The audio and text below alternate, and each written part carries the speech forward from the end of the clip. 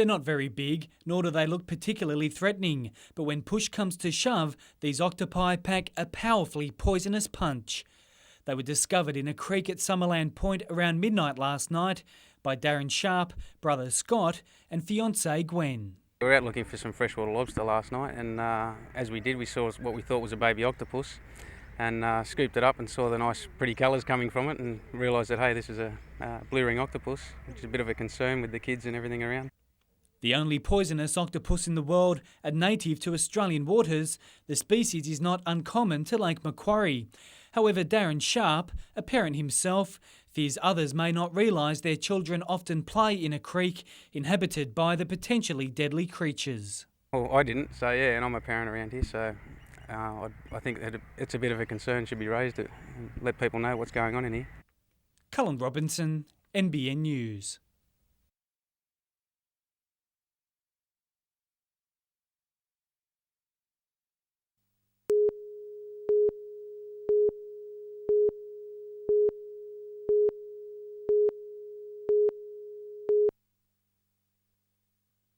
The New Look Butcher boys looked determined from the opening minutes, a Steve Story try giving Charlestown the early lead.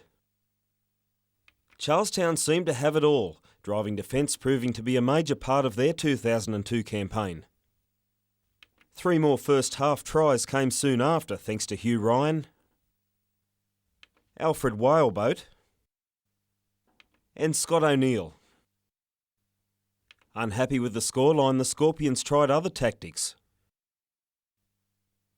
coming close to the line soon after, only to be followed by 2 more central tries, with Brett Cullen and Hugh Ryan both crossing within 10 minutes of each other. The Scorpions never got a look in. The final score 62 points to 4. Stephen Mount, NBN News.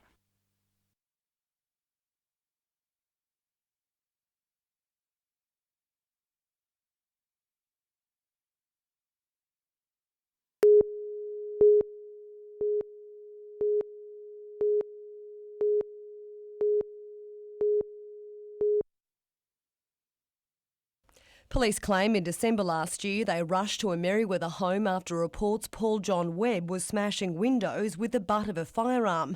They claim to have seen Webb waving a submachine gun at a woman and a child inside and say he appeared to be affected by drugs. Prosecutor Andrew Lynch today told Newcastle Court that Webb told the woman, "You know what will happen if you leave." He was told to put the weapon down and he didn't. Senior Constable Kelvin Harban shot him twice in the legs. When Webb allegedly again picked up the gun, Senior Constable Jeffrey Lodge shot him twice in the upper body. He was rushed to hospital in a critical condition and later charged with twice using an offensive weapon to prevent a police investigation and possessing a prohibited weapon. Appearing in court on crutches, Paul Webb has been in custody for 4 months, during which time it's alleged he was seriously assaulted in Long Bay Jail, unable to properly defend himself because of his injuries.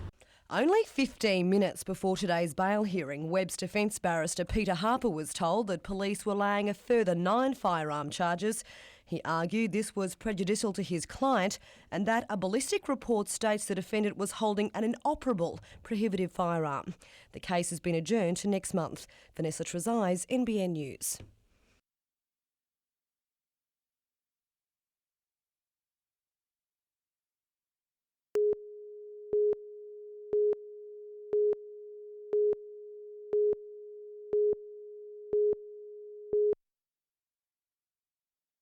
The Hawk lead-in fighter has been introduced to improve the transition by Air Force fighter pilots to the controls of the prized FA-18 Hornet.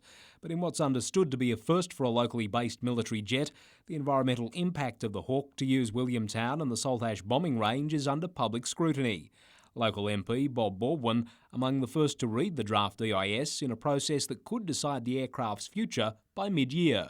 I urge people to look at the areas in there that concern them and, if need be, lodge objections to the EIS. The report acknowledges there is a noise problem, but the RAAF will manage it by continuing to give residents a break from the Hawk's flying operations. If the Hawk doesn't gain federal government approval to operate, it could leave the RAAF with 2 main options to consider.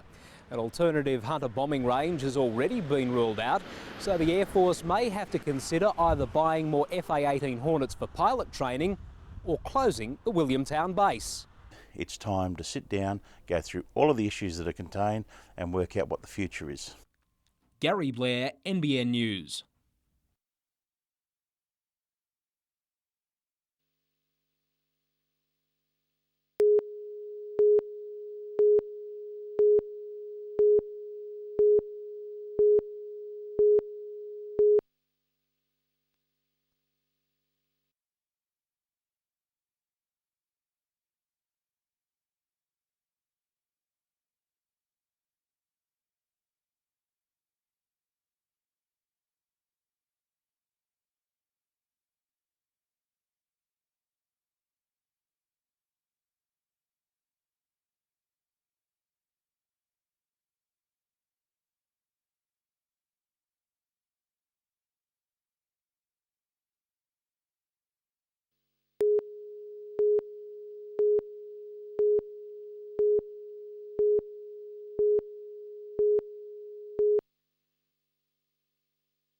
Rathmines Park is an ideal place to launch a boat or cast a line, but it was once the Royal Australian Air Force's flying boat base, a home for aircraft during the Second World War, such as the Catalina. Over the next 2 months, this jetty will be fully restored. It was used by safety boats which assisted military aircraft. And the crash boats worked in the bay when aircraft were taking off and landing, just in case there was an accident. The $115,000 rehabilitation project by Lake Macquarie Council is ensuring the important site is protected for future generations. Taking care that the heritage conditions are met, and it'll provide a good situation as far as the environment of the lake goes. An effluent pump-out station will also be installed at Killabin Bay. The area has now become the busiest casual anchorage for vessels in Lake Macquarie. Lyndall Derrick, NBN News.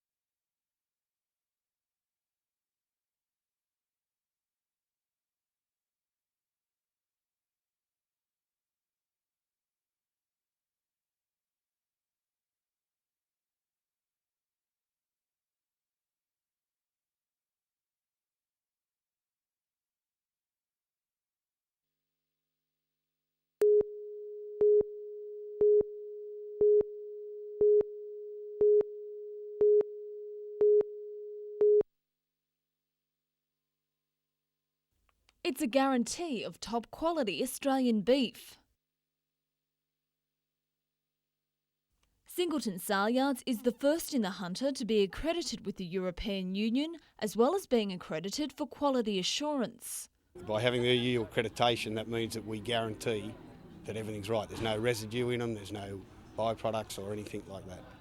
It involves a comprehensive cattle identification and tracking scheme which records the beast's movements from the day it's born until the day it's exported overseas. So, for producers to take advantage of the European export market, they must firstly have their individual properties EU accredited.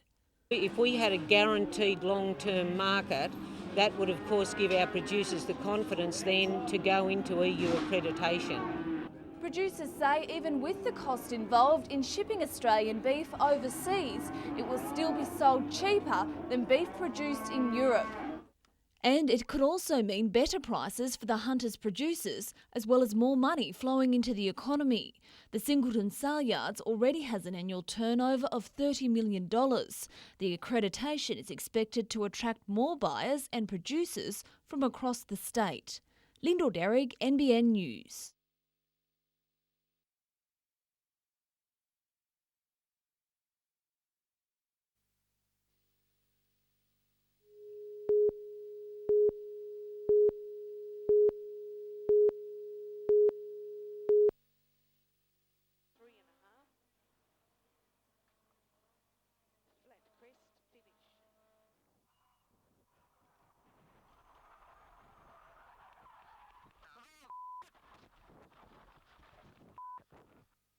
probably put it down to overdriving, really.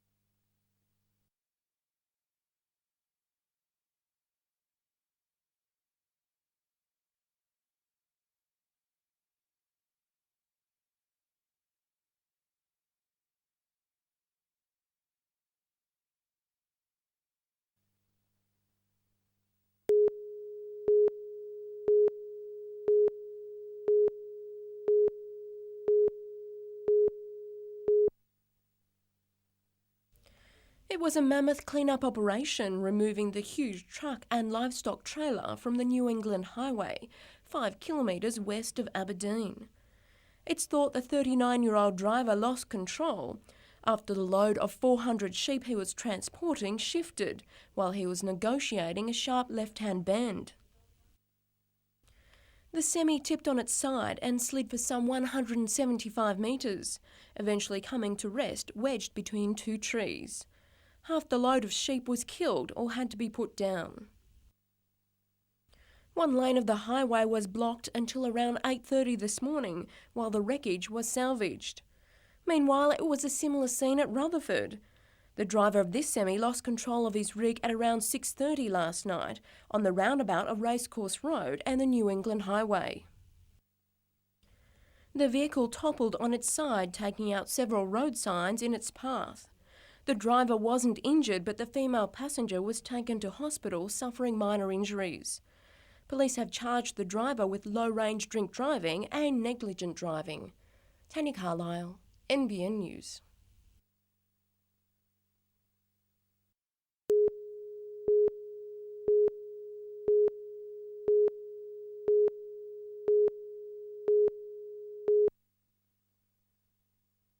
It was a funeral with full police honours. More than 500 police turning out to mourn an officer widely admired. Senior Constable Chris Thornton was killed in the line of duty on Saturday night. His patrol car struck a pole after a man allegedly crashed into him. For those who knew him well, the sense of loss today was all too much. To Chris's beloved Sarah, his mother Frida, Father Barry, his sister Celeste and his brother Les, on behalf of the New South Wales Police, I want you to know that we stand with you at this time of sorrow. We support you and we grieve with you. Outside the force, Chris was an active member of the surf lifesaving movement. He was a huge Knights fan and also a huge Holden fan, to the point that he became part of the Holden racing team. I think his last act typifies Chris for me. He swerved to miss another vehicle and chose to risk himself for another person who he didn't even know, paying the ultimate price for his courage and honour. One of his favourite songs played.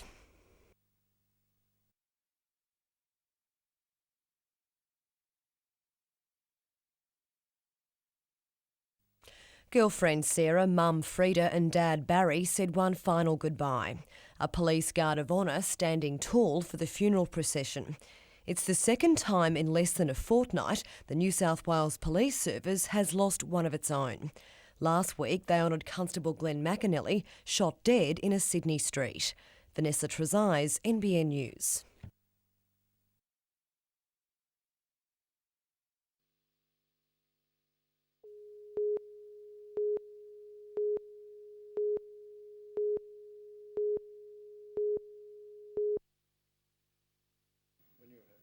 Bad news for the Newcastle Knights and Adam McDougall after Mad Dog tore his cruciate ligament and will be out for the season.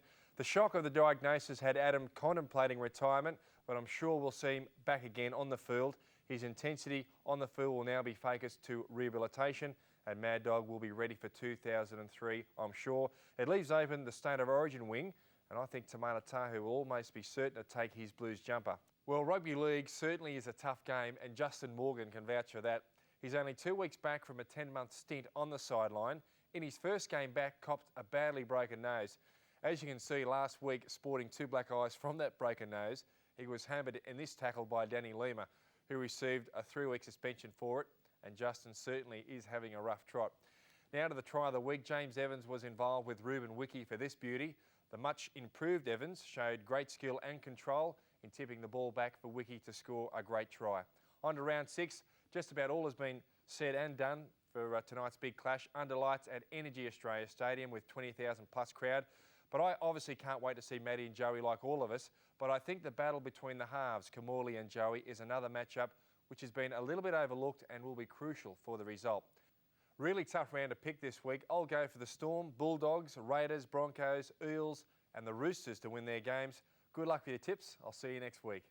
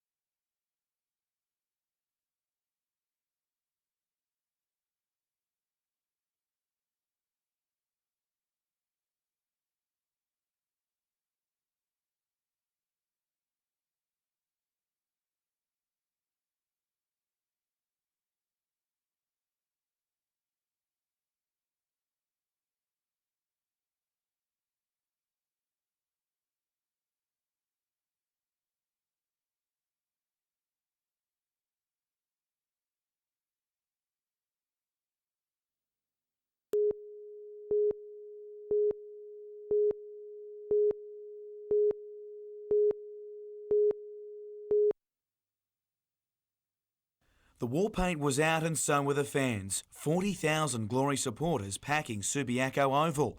That and 21 days without football made for a nervous start by United. Damien Murray is a fearsome sight for any goalkeeper, but Daniel Beltrame doesn't hold back.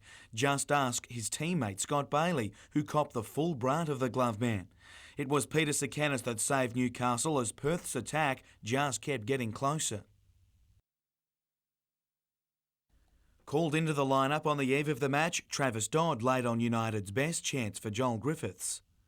But Perth's attack has been the league's best all year and it soon hit top gear.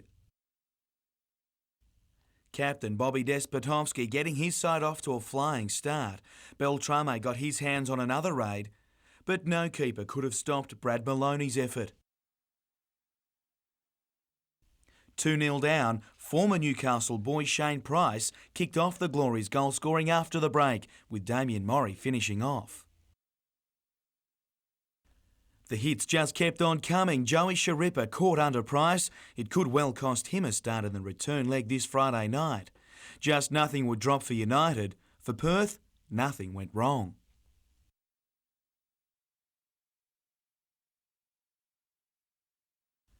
Brazilian Alex Moriera gave Newcastle some hope with an away goal. That means Newcastle can still host the grand final if they win 3-0 on Friday night.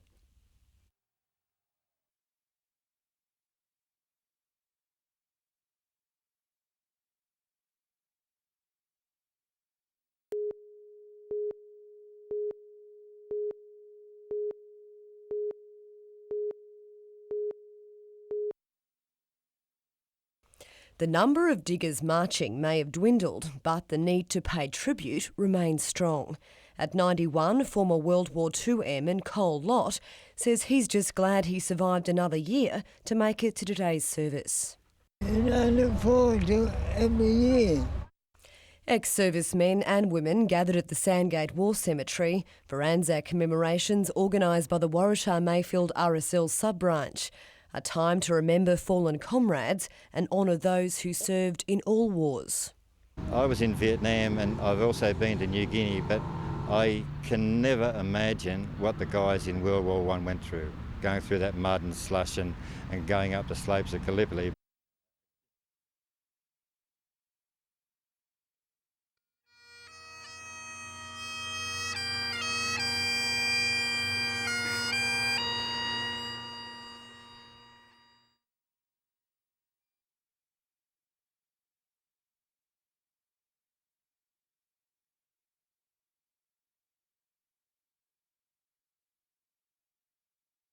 Last year, a record number of young people attended Anzac services in the Hunter. The RSL hopes it will be repeated on Thursday. Vanessa Trezise, NBN News.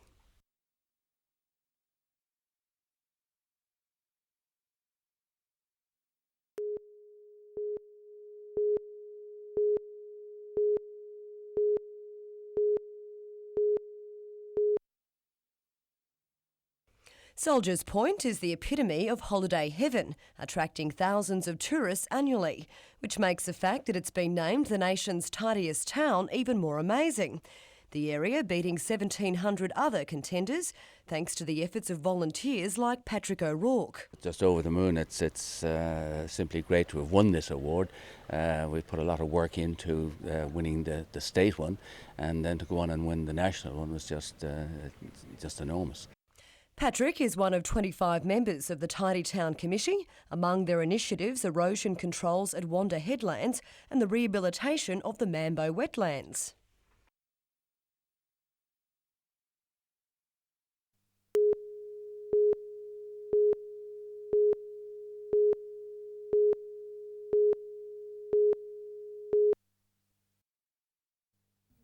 Mark Clark and Mikio Yagami are the latest weapons employed by Toronto businesses to fight petty crime. The security guards have started around-the-clock patrols of 80 businesses in the town. Vandalism and break-and-enters will be targeted. Sporadic vandalism and break-and-enters and things going on, particularly through the school holidays. So the businesses saw it as a need that the police can't be everywhere. And that's the main reason why police have given their full support to the strategy. Sergeant Ken Bolger says when busy, police don't always have the manpower to make their presence felt on the streets. That's where the security guards come in. Just walking around the streets and behind the buildings and just observing what's going on. They'll be our eyes and ears as well. They'll report back to us if they see run into things that they know that they can't handle. The idea isn't new. Communities in Swansea and Bullaroo have had success with similar programs, and it's already had an effect at Toronto. While patrolling last weekend, Mark Clark witnessed some youth kick in a window of this fast food shop. 2 were later charged by police with the offence. Cullen Robinson, NBN News.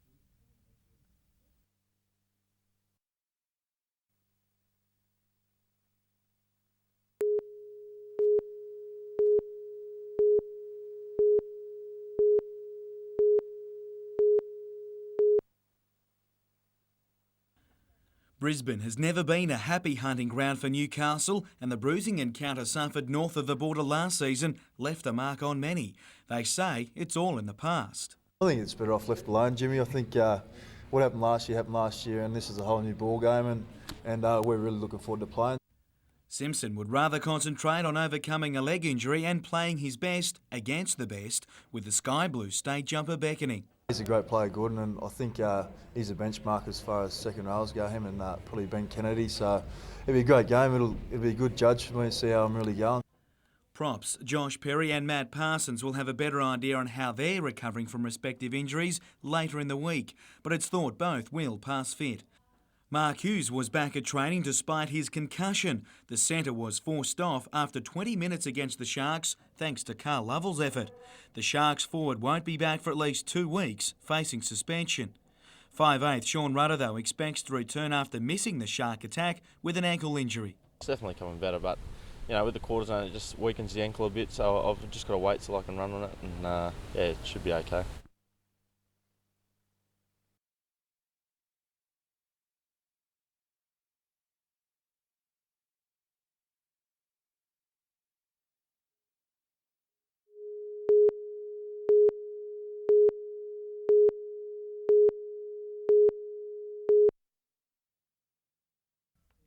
Backstage before the opening performance is often a nervous time for actors, but it was the special guests who looked a little flustered today. Some of the Seven Dwarfs entertain youngsters from the Hunter's Starlight Foundation, but it was Snow White, played by Kirby Hughes, that they came to see.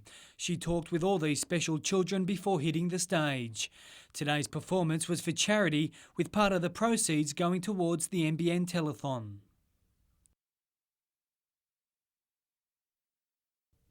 The production runs for 1 week at Newcastle Civic Theatre and features local performers in many of the dancing roles. Meantime, Opera Hunter's production of Rigoletto opens at the Lake Macquarie Performing Arts Centre at Warners Bay on Wednesday night. Performers have spent the last couple of weeks fine-tuning their voices for the 9 shows. Cullen Robinson, NBN News.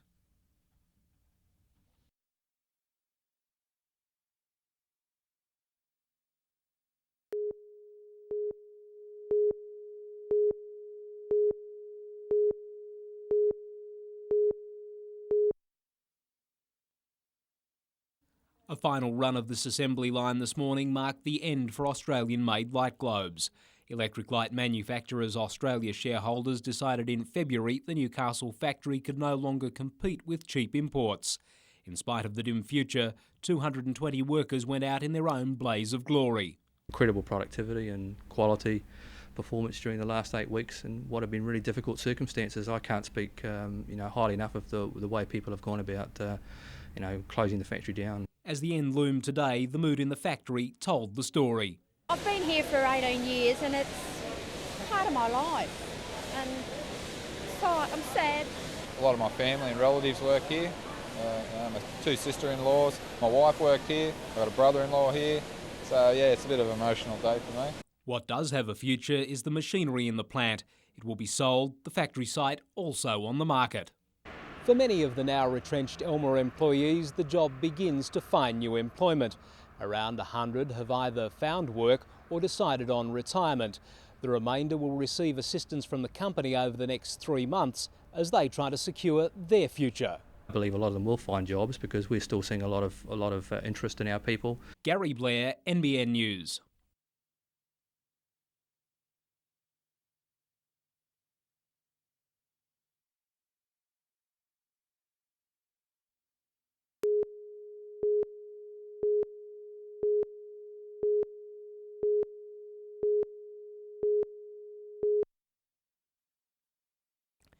It took a decade for the Hunter to win its first Australian Navy shipbuilding project.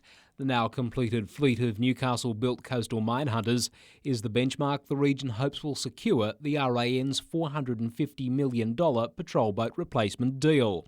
ADI, along with neighbouring ship repairer and heavy engineering firm Forjax, have today been told by Defence Minister Robert Hill the shortlisting of contenders is only weeks away. The best thing I can do is to ensure that everyone gets a fair go and that the Hunter companies go in on the basis of a proven record of success, and they should therefore be very competitive. The $250 million Hunter companies gained from the mine hunters is currently being rivalled by the construction work now underway on the Honeysuckle site. Planning Minister Andrew Refshaugi today unveiling artworks to be included in the Stronach Group's $22 million boardwalk project, now under construction beside the former Lee Wharves. We're bringing the CBD and the harbour together, and this latest development, the boardwalk, is going to be a major part not only of residential, commercial, retail, but also leisure activities as well. The boardwalk will be completed by August next year. Gary Blair, NBN News.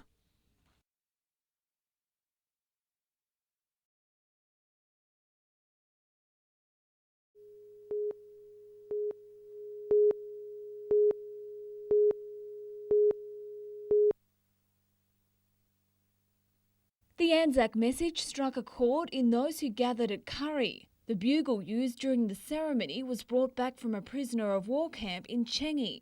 Today was especially significant for 8-year-old James Finney, who proudly wore the medals of his great-grandfather who served in the First World War. He'd like me to come and march for him. James's grandfather prepared him for today's march, himself a veteran of World War II. I'm very pleased to see him march with me though, and he helps understand what it's all about. The large crowds which gathered in Maitland sent a clear message. We have not forgotten and definitely will not forget, as was the case of the Warby family, where young and old came together to remember. I'm pleased to see the young ones come along. After the wreath-laying ceremony, many veterans were keen to catch up with their mates, others happy to retell tales of how they came to fight in the war. We're enlisted in Gundawindi in Queensland, and it was a Queensland record, only 3 brothers that had consecutive numbers. Mine was QX18384. And Aussie's grandchildren are eager to ensure their family's contribution is not forgotten. Even when Pop passes away, I'm sure we'll still come here and mark a sign of respect to say that he has been to war and that we're proud of it.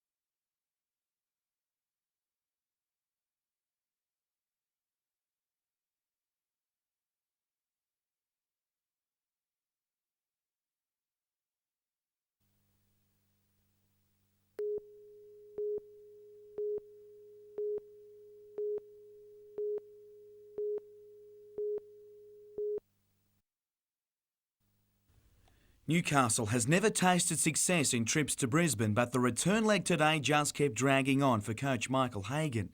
Losing Ben Kennedy and then the game, the coach landed some hours ahead of his car keys that found their way onto a later flight. After 15 years without a win at Brisbane's home, the Knights will have to wait another year. We're all disappointed with the outcome, but you cannot deny the effort and the intensity and the spirit that the players showed. Robbie O'Davis is some concern with an injured foot, while the match gave Newcastle its best gauge of how they're really travelling this season. The first 6 rounds we've been probably spoilt. We've dominated that much and won easy, but out there you realise how tough mentally you got to be to win these big games, and it's a good learning curve for all of us.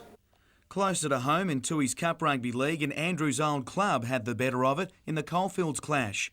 Cessnock and Curry battles have long been great spectacles, but this one was all won way early as the home side gave the Bulldogs no relief. The Goannas ran at will, feasting on a huge amount of possession with centre Lance Leonard crossing for the home team's 4th. Troy Peterson is never far from the action either and set up David Green up as Cessnock waltzed to a 24-0 lead. Down 30-4 at half-time, the Bulldogs fought back but still went down 36-18.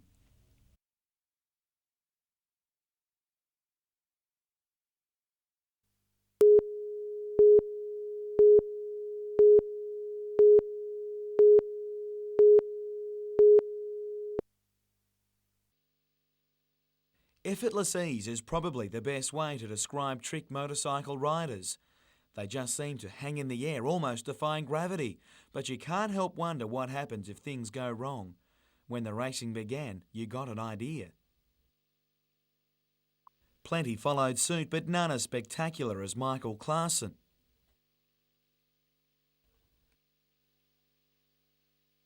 Not all fell from great heights, but every fall hurts. Happy doesn't even begin to describe how Craig Anderson's been feeling this week. Signing a dream deal to ride the prized US circuit, he lit up his home track at Tomago. Fellow Hunter racer Danny Ham kept him honest in the 250cc feature.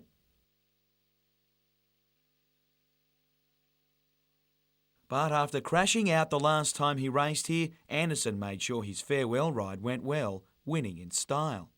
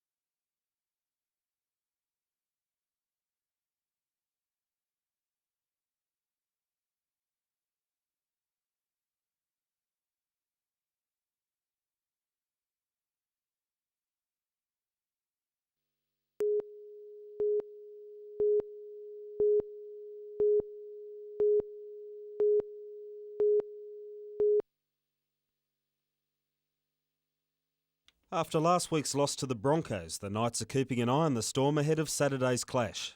Yeah, they've got a few players coming back. Rodney Howe's back, Matt Orford, their halfbacks. So when I suppose their high-profile players come back, it always lifts them, gives them enthusiasm at training. While that's good news for the Storm, it also helps keep the cross-border rivalry alive and well. For some reason, there are always grudge matches between us and Melbourne, so I expect a real tough one. Even tougher if Ben Kennedy and Steve Simpson are on the sideline. The injured Kennedy remains in doubt again this weekend. Fingers crossed. I hope he's no more fishing accidents and gets no more infections, and I just hope he's there Saturday because it'll make my job a whole lot easier if he's out there. And Simpson is facing the tribunal for a dangerous tackle charge, but the Knights are confident he'll be playing his 82nd consecutive game in the red and blue. Apparently Carl Webb's come out and said there was nothing too much in it, so it's not his go-to. He's not a dirty player, he's not malicious at all. Meantime, Andrew Johns was king of the kids this afternoon at the John Hunter Hospital. Heading a fundraising campaign at Somerset Park last month, $6,000 was handed over today to refit the children's ward with new cots. If myself or any other sporting person can come up and cheer them up a little bit, that's, as I said, that's the least we could do. We just hope they all get better. Stephen Mount, NBN News.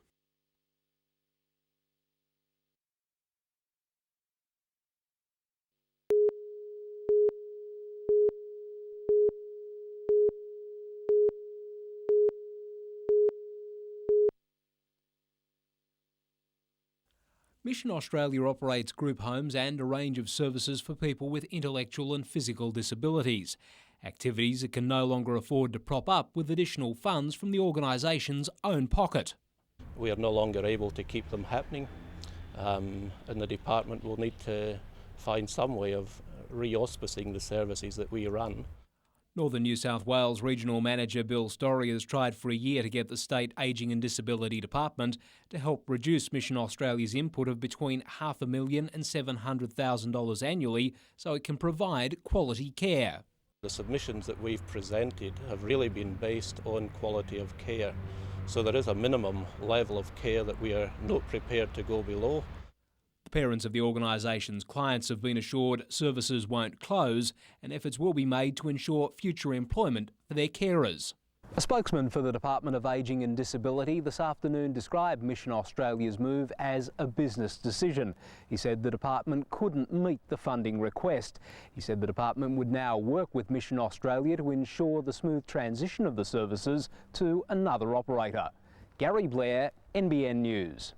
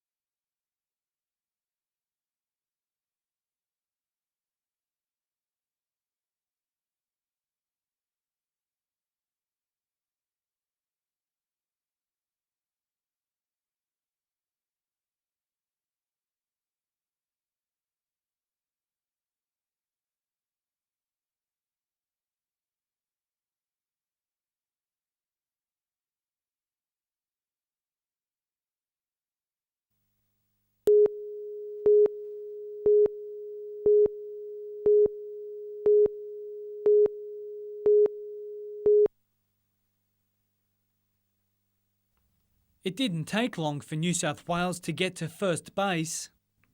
Lake Macquarie's Ashley Beashall made sure of that.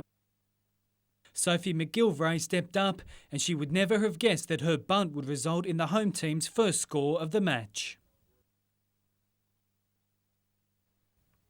And when Jessica Whitford also easily made it to first base, the signs weren't looking good for South Australia. But some solid pitching by Laura Hudson and loose swinging saw South Australia get their first out.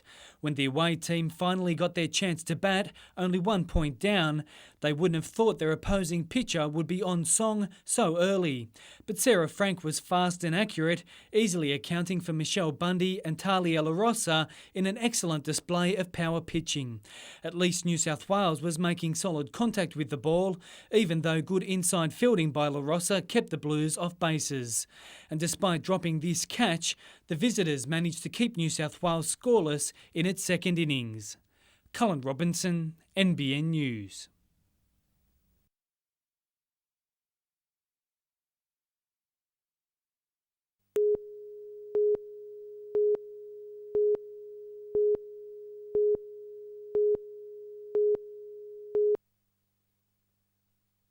Alan Borders made his way between plenty of wickets in his time, but none quite as far apart as Sydney and Brisbane. Yeah, look, some think I'm half mad, but it's probably right. They're half right anyway.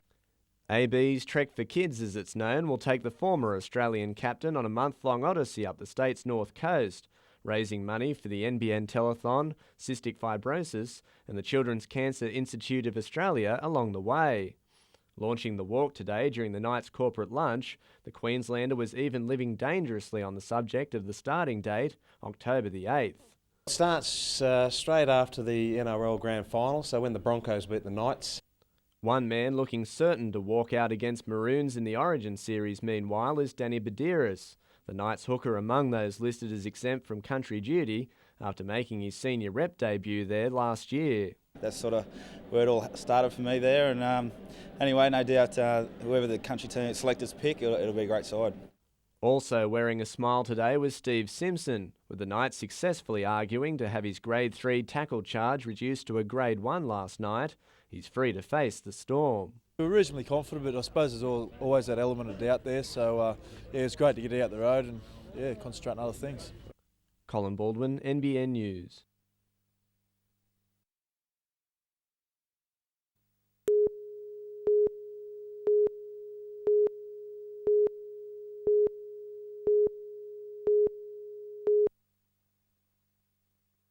It's a call centre like no other.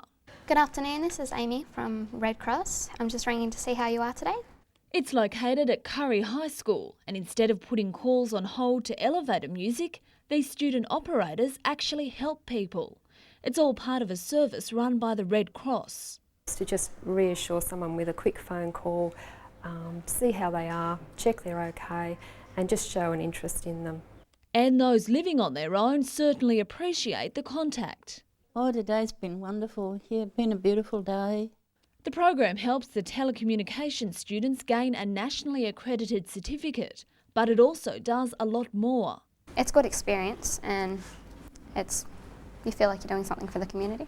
It gives them security about that they're safe and that we're caring for them and looking after them.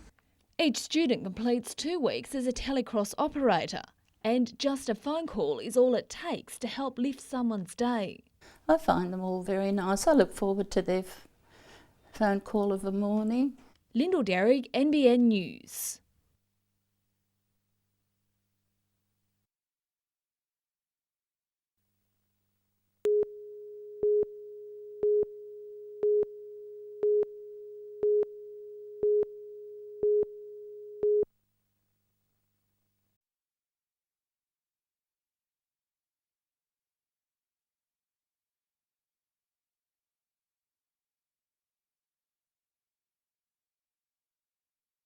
The hunter's not picking up in isolation. The whole country's picking up. So I think that's you've got to look at it sort of in that broader perspective.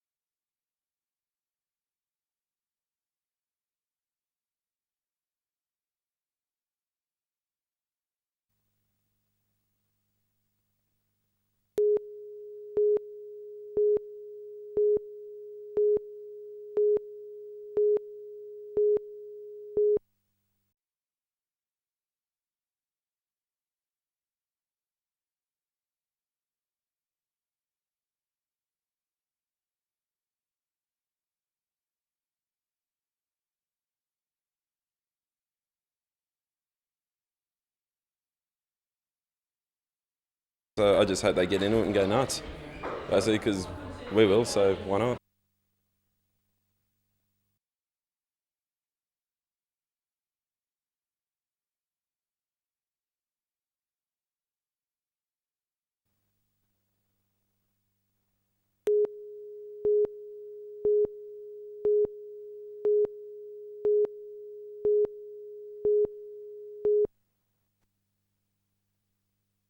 Encouraged by strong commodity prices, there's a steady flow of people willing to try their luck on the land. When they decide to do that, the first thing they do is come to Tokyo Field Days and learn about options, what they could do, how they could use their land, things they need to buy. And with more than 450 exhibitors at the field days, there's no shortage of innovative ideas to impress even those who've been running farms for years. This 6-in-1 fencing tool, called the Knockabout, won a national award for Farm Invention of the Year. And if it's cattle you're after, this new Australian breed is ideal for the small farmer. Known as square metres, the cattle are bred from Murray Greys, but they mature earlier and they're also more compact. And you can have more square metres on your small farm than you could have of a larger cow. And for the busy farmer, these Dorper sheep are ideal. They don't need to be shorn or crutched and won't be struck by flies.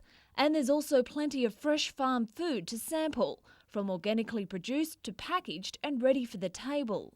The boutique food market is one of agriculture's emerging industries. Producers in the Hunter are networking to sell their product under one label and tap into the tourist trade. Right across the Western world, you see interest in small area production of high quality, high value foods in low quantities. The field days continue until Sunday. Lyndall Derrick, NBN News.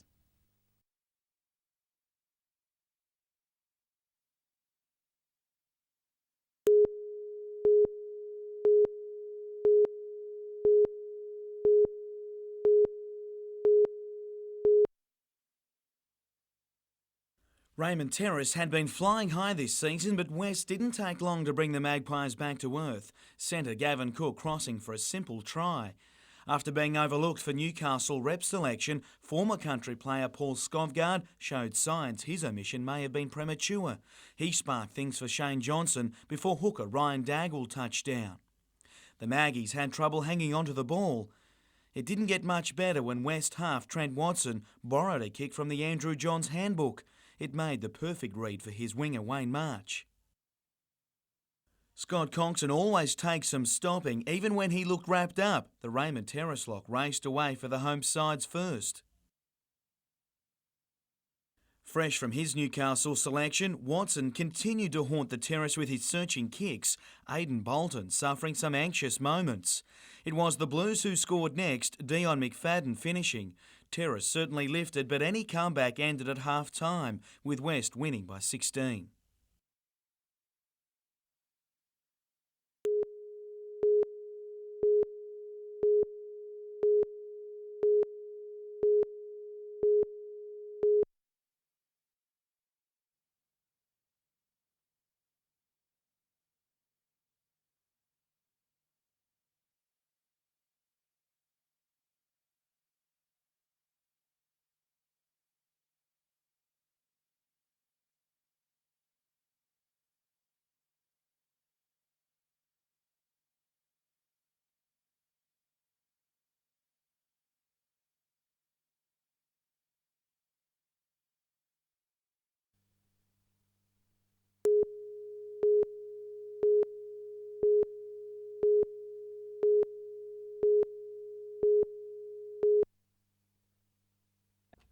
If you thought Robbie Middleby was desperate to play at the weekend, his dog Charlie is always keen for a game. Sidelined in recent weeks by a hamstring injury, the midfielder found it hard to watch Newcastle's demise on Sunday, but it seems his season is far from over. While the Australian squad for Oceania Football's Confederations Cup has been selected, Soccer Australia is withholding it until a pay dispute is settled.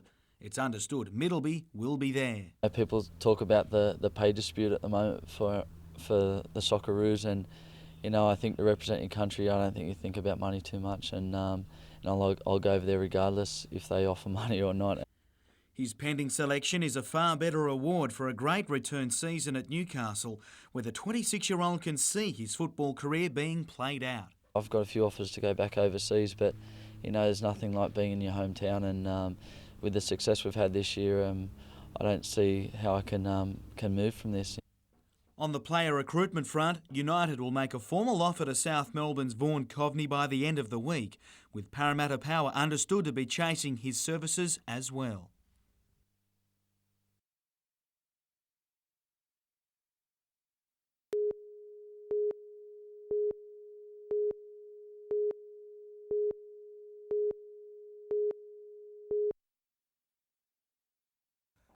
Charlestown Square's community booth today provided a public face to those affected by the Mission Australia decision to end its involvement with disability services.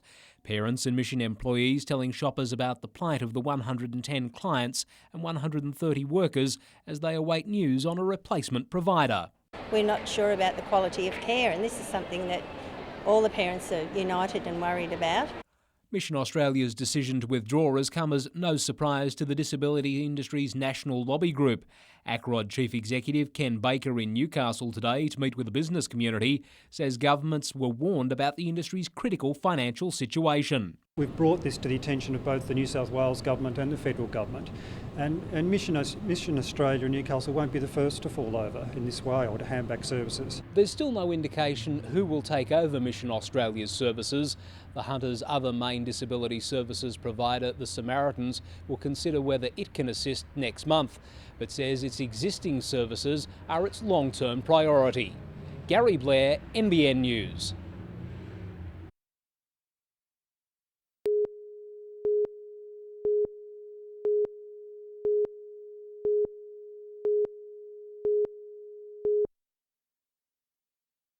Hunter Health's Lowry Lodge at Wall's End has provided one location for people to confront their drug and alcohol addiction. Now a new community detoxification service will put the first step to recovery at the fingertips of addicts.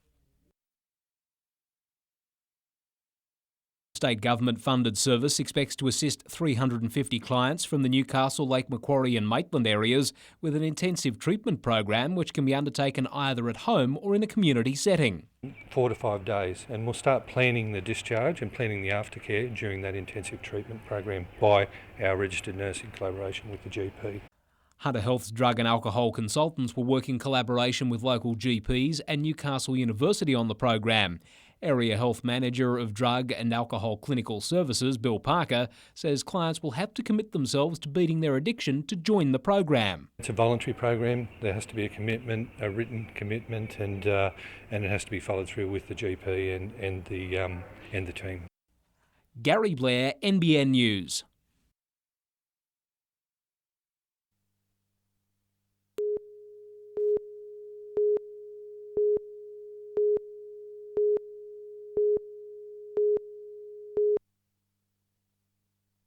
Since they were born, these teenagers have all been living with cystic fibrosis. While they know their futures are clouded, many of them are fighting to be heard so their disease can be better understood. It's very debilitating. You can't do much when you do get sick, and the hospital visits are very hard. I don't really sleep at night at all because I'm up coughing and I have chronic severe pain. It was the opening of the redecorated isolation room at John Hunter Children's Hospital that brought many of these brave young people together. The boldly coloured room will help brighten the stay of cystic fibrosis patients, such as 16-year-old Kimberly Cairns, who spends 3 out of every 6 weeks in hospital. It's horrible. I hate it, and I wish I didn't have it, but I do, and it's life, so you have to live with it. CF is inherited. It affects slightly more children than cancer and can often involve years of suffering. It causes children to get very thick mucus, and that blocks their lungs, and then the lungs get infected and eventually get very severe lung damage and can die from respiratory failure. But what's needed is more awareness to attract more funding for research. A child born today probably will have a life expectancy nearer 40 than 30, but we've still got quite a way to go. It needs more support. It needs more consideration. Because there's no cure. Everybody with CF ends up dying. I've seen most of my friends die. Sadly, just weeks after this interview was recorded, Kimberly died from cystic fibrosis. I hope there is a cure, because it's just horrible and no one should go through it.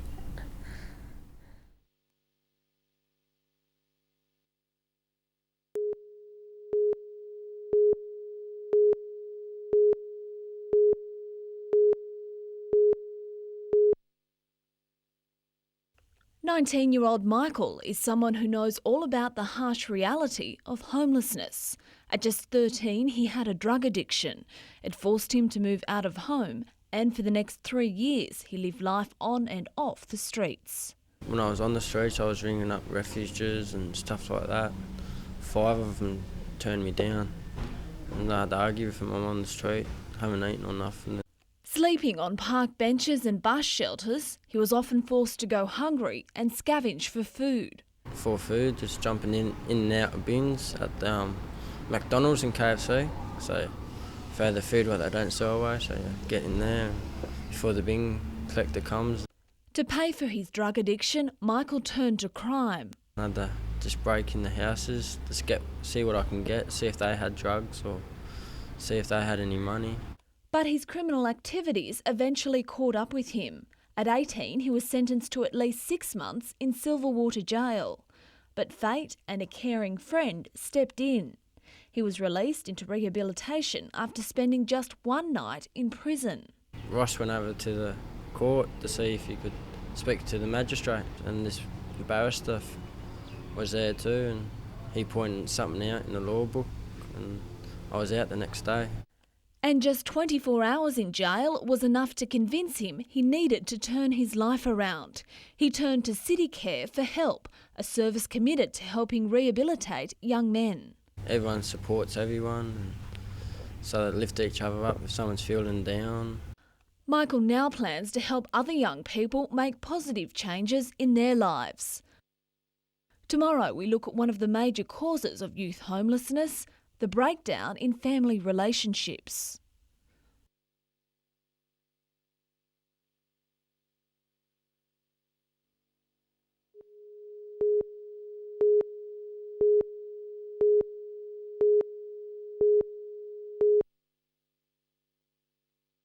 Learning to survive when you're 12 years old without the support of family is for most of us unimaginable.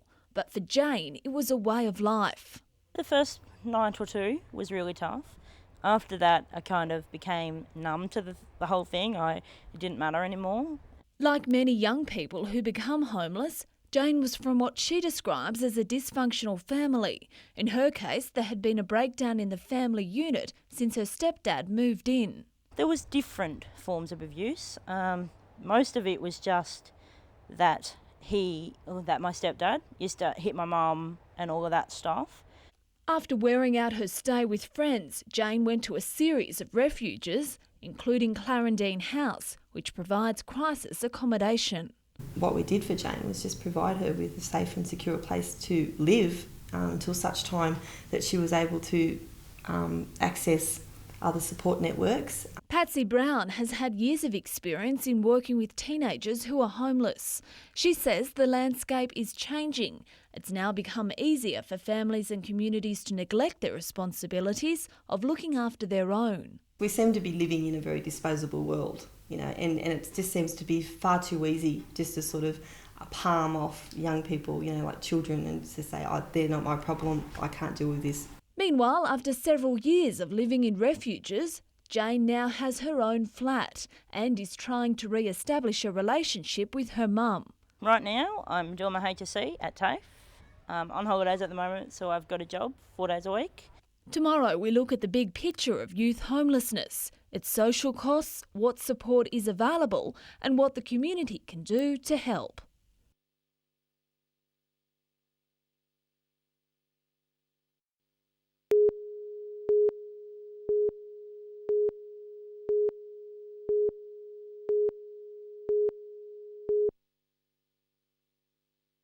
It's an inspiring story, how one determined young woman has managed to triumph when all odds were stacked against her.